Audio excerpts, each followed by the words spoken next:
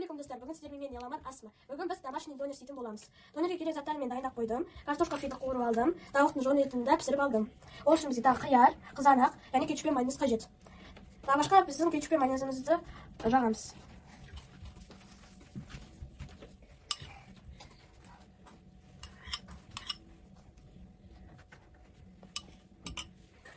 Енді басқа заттарымызды ингредиенттерді салып аламыз.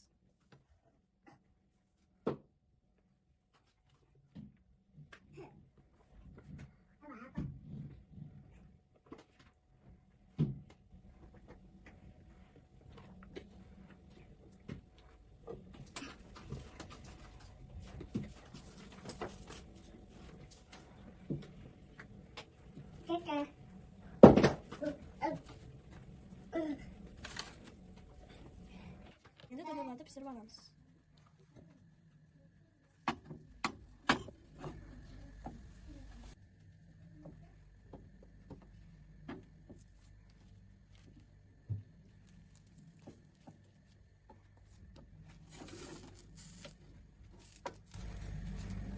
Біз донерімізді пісіріп алдық. Бізге аз болсын. Сіздер де менің үйімде сияқты грилинг жоқ болса, сковородкаға пісіріп аласыздар. Содан бізде осындай аппетитный бір күшті донер шығады. Оны мұппыздай соктармен, коламен ішуге болады.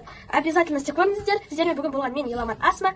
Менің каналыма тіркеліп, лайк басып, қоңырау басуды ұмытпаңыздар. Ассалаумалейкум достар.